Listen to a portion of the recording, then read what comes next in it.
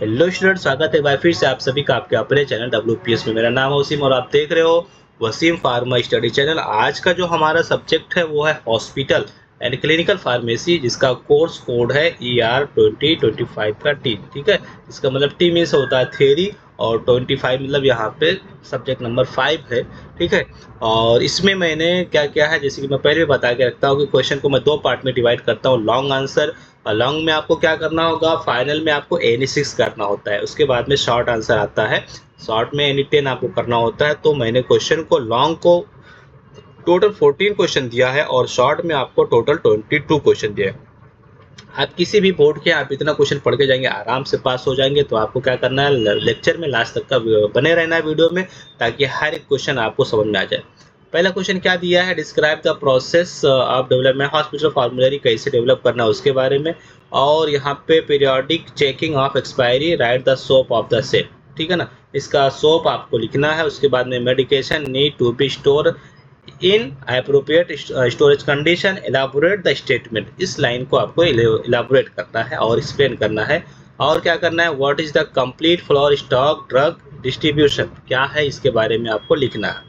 और describe the various step involve in the patient counselling, patient counselling में कौन कौन से स्टेप पार्टिसिपेट करते हैं, इन्वॉल्व होते हैं, उसको आपको लिखना है। ADR को बताना है, हाइपर सेंसिटिविटी रिएक्शन को बताना है।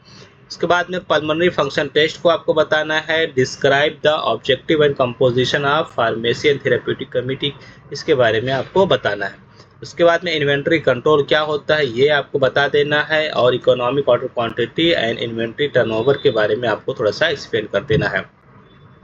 Explain in detail handling and disposal of expired drug, drug expire हो जाता है तो उसको कैसे हैंडल करना है ये आपको बता देना है। Explain in detail the drug distribution to ambulatory patient, ambulatory patient के केस में ये आपको बता देना है।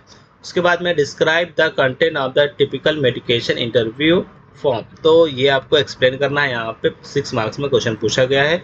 और explain in different sources of the drug information in detail, ये आपको सोर्स क्या क्या है वो आपको एक्सप्लेन करना है।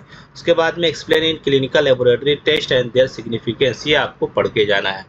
शॉर्ट आंसर में आ जाता है। शॉर्ट में आपको NABH एक्रेडिटेशन के बारे में बताना है। और यहाँ पे describe the role of clinical pharmacist in ADR management. ठीक है, क्वेश्चन नंबर 3 है, write a note on prevention of misuse and reserve antibiotic. ठीक, write a note on the distribution of drug in NICU। NICU कई बार पूछा जाता है, 1 mark में पूछा है, वैसे मैं बता दूं इसका फुल फॉर्म कि न्यू नेटल या न्यू बॉर्न जो बेबी होता है उसका ICU होता है, उसको बोलते हैं NICU। उसके बाद में what are the possible medication error observe while preparing and administration IV admixture, explain. Question number 6 है, explain the importance of computer software, computer software का क्या रोल है। इसको कई बार पूछा गया तो पढ़ के जाना है आपको।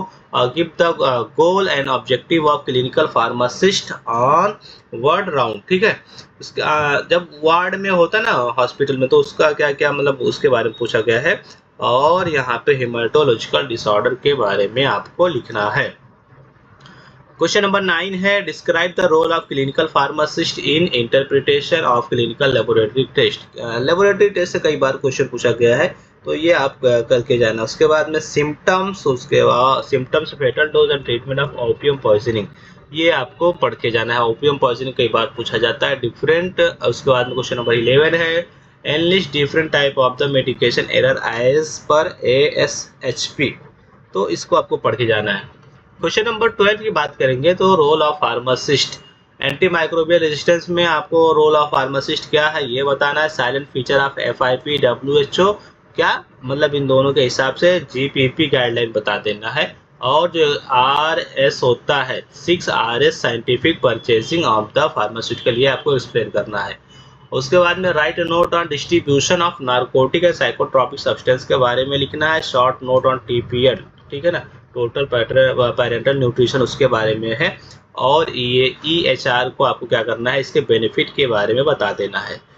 क्वेश्चन नंबर 18 की बात करेंगे, explain drug induce renal disorder, ये पूछा गया है कई बार, इसको आप पढ़ के जाओ। और right a note on home medication review, ये क्वेश्चन पूछा गया है।